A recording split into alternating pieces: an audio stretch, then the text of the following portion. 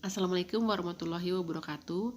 Materi hari ini adalah tentang keuntungan dan kerugian serta sifat-sifat dari basis suppositoria.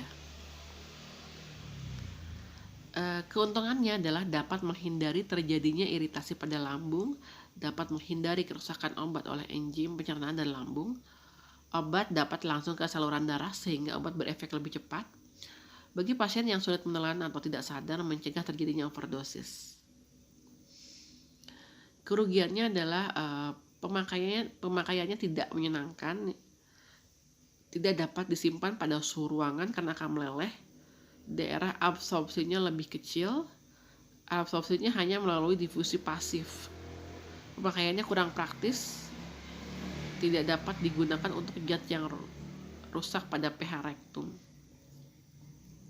Tujuan penggunaan suppositoria adalah untuk pengobatan lokal seperti wasir, keputihan pada vagina, atau misalnya obat panas, obat kejang yang dibutuhkan efek yang lebih cepat.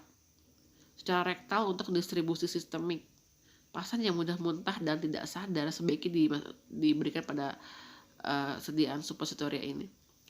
Onset cepat karena langsung ke peredaran darah, tidak menghindari rusaknya obat oleh enzim saluran pencernaan dan perubahan biokimia di dalam hepar atau hati.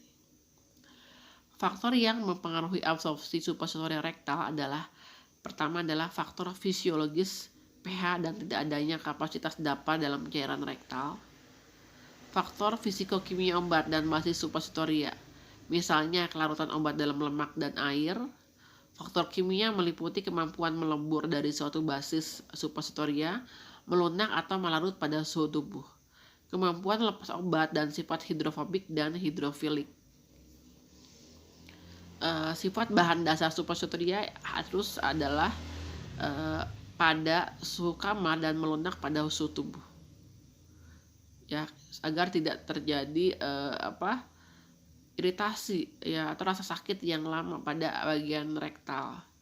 Tidak beracun dan tidak menimbulkan iritasi, dapat mencampur dengan macam-macam obat, stabil dalam penyimpanan, tidak menunjukkan perubahan warna, bau, dan pemisahan obat dalam penyimpanannya.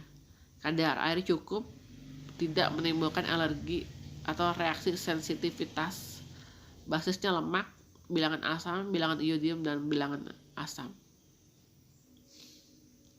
Persyaratan suppositoria pertama adalah secara fisiologis atau fisiologis netral, tidak menimbulkan rangsangan pada usus.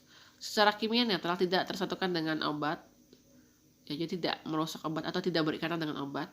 Tanpa alotropisme, memodifikasi yang tidak stabil. Interval yang rendah antara titik lebur dan titik beku.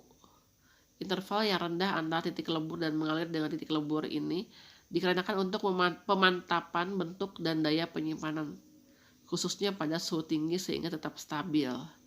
Jadi biarpun dia meleleh pada suhu tubuh, diusahakan pada saat penyimpanan pada suhu kamar tidak langsung rusak. Macam-macam basis suppositoria. Yang pertama adalah basis berlemak, contohnya oleum kakao. Basis berbentuk emulsi dalam minyak, contohnya campuran twin dengan gliserin laurat. Basis yang bercampur dengan larutan dalam air, contohnya adalah gliserin gelatin, PEG. Penggolongan bahan dasar suppositoria. Pertama adalah bahan dasar berlemak, oleum kakao, suppositoria dengan bahan dasar lemak coklat. Yang kedua adalah trigliserida dari asam foleat, asam stearat palmitat, warna putih kuningan, padat berbau coklat, merupakan basis suppositoria yang ideal.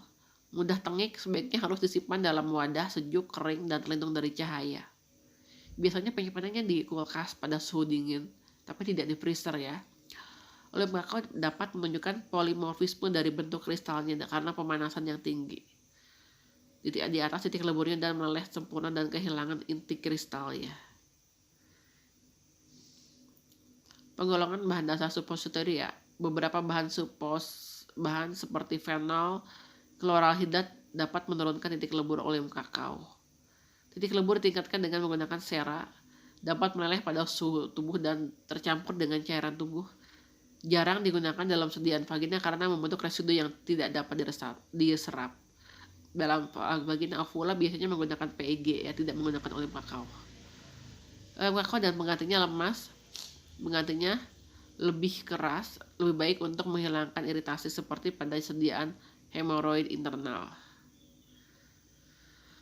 Oke, sampai sini materi untuk hari ini. Assalamualaikum warahmatullahi wabarakatuh.